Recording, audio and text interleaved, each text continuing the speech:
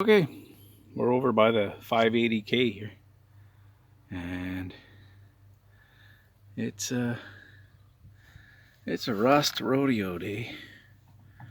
We got severe rust on here, so I think the rust is what caused the tire to go flat, the tube to go flat. This Backhoe had all four tires had tubes in them. Now the back two, I managed to put tires on with no tubes. They're tubeless. I mean, all these tires were tubeless, but there was so many flats and stuff. I guess someone installed tubes at one time. This is what I'm starting with, and this is what I'm finishing up with. Looks a little better. I'm going to go around it one more time, see some spots that you gotta try and get those chunks out of there. If they break loose, they'll work their way through a tube, and I'm putting a tube back in here. Take that burr off there. I got the hard disc, wire brush, and the sanding disc. I don't think I need the sanding disc. And we're gonna just go around until we get all the big stuff. Then I got the rust converter. I'm gonna brush that on, give it 30 minutes. And then we're gonna put some fast dry black paint, probably, something, whatever. I haven't picked what color yet, but. And then we're gonna let that dry. See, like that's the kind of thing I'm after. And then we're gonna put the tube and tire back on. The tire's over there, and then the tube is it's over in my truck. So I want to be able to use this tomorrow. So, all right, we're putting on the rust neutralizer. I don't remember if I've ever used stuff like this. I think I might have about 25-30 years ago, maybe more. And I wasn't sure if it worked back then. No internet back then to talk back and forth with people around the world like we do now. So it says on the jug to put a couple of coats on if you think you need it. So, and then wash off the excess. So I think I had this pretty clean. I think it was probably almost good enough to put paint right on top of the metal. So. But I've got it. We'll use it. I'm going to go do some stuff on that mower deck I'm working on.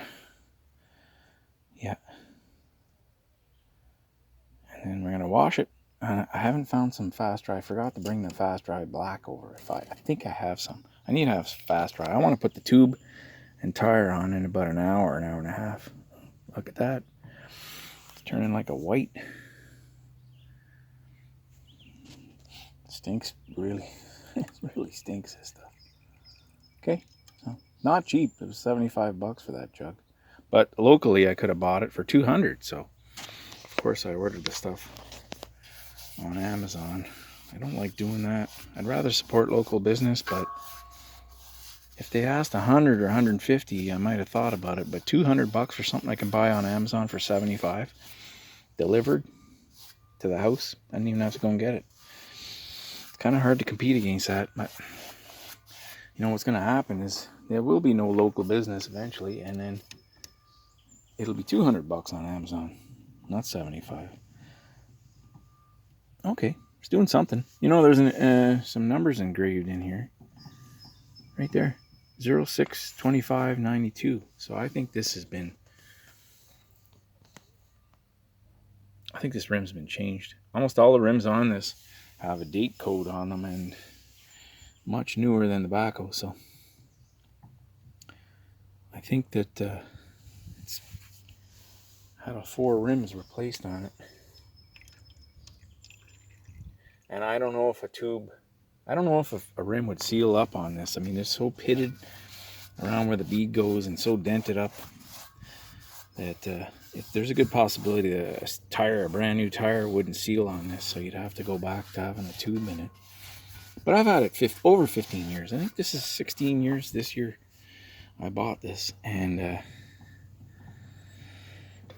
first time I fixed this tire, so I think that's pretty good. And I've used it a lot. Like, I don't have an hours meter that works on it anymore, but I'm estimating I'm putting between 100 and 150 hours a year on it.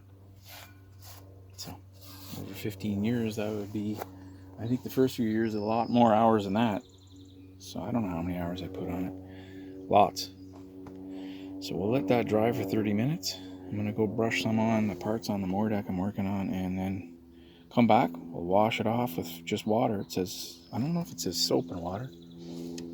And then we'll start shooting paint on there, and then reinstall that tube and tire. I really did a job on this. It was completely rusted in there, so I used a little one of these little die grinders, and then I have 2 different wire brushes. Put that in the drill. You go forward, reverse, and then cleans off a lot of rust. And then I brought these over too.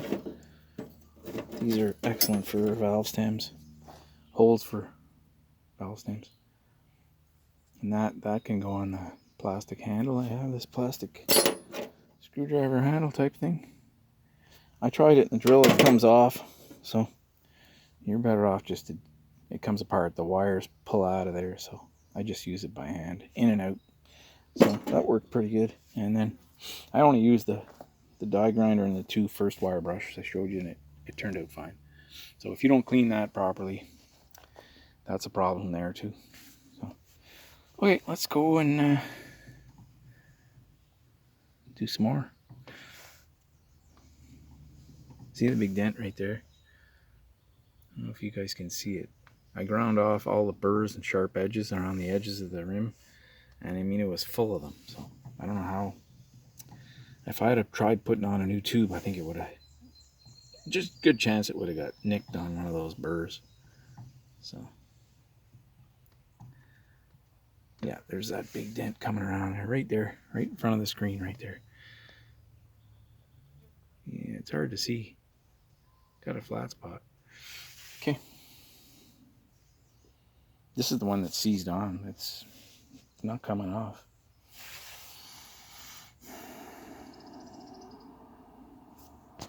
Alright, got a coat of paint on that. Of course, I got a little bit on I just painted that 2 years ago, so I'm going to try and clean that up.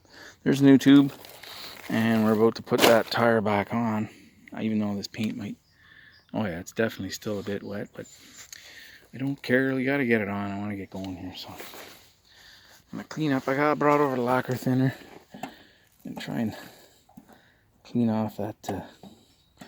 I need 2 hands for that. That's childproof. Yeah, we're going to try and clean off that spray there. Okay, it's half on. Yeah, I didn't even use any tools to get that part on, so I'll shove the tube in now, pull it out of that hole, and pop the other side on. Should be easy. Alright, it's on. That was a struggle. One person, it's a lot easier with 2. So, bee's just coming out right there. I think that's pretty good. I'm gonna lower it, get some weight on it. I should have my tire gauge, pressure gauge here. That takes, I think, 25. I gotta look it up. 25 or 30 psi. I think it's 30 in the front, 25 in the back, something like that. It's not a high pressure, or it could be 30. I better look it up. Look at that sidewall. It's 3/4 or an inch thick on the sidewall, so not worried about it. One more year out of these old tires. That's $22 for that tube. So not that expensive to fix this. Just take some time to wire brush all that rust off and reinstall it. Yeah, I'm glad it's not one of these heat waves right now, because I am sweating, boy. I think we're good. I think yeah, I think we're done here. So I'll start it up and we'll lower it down.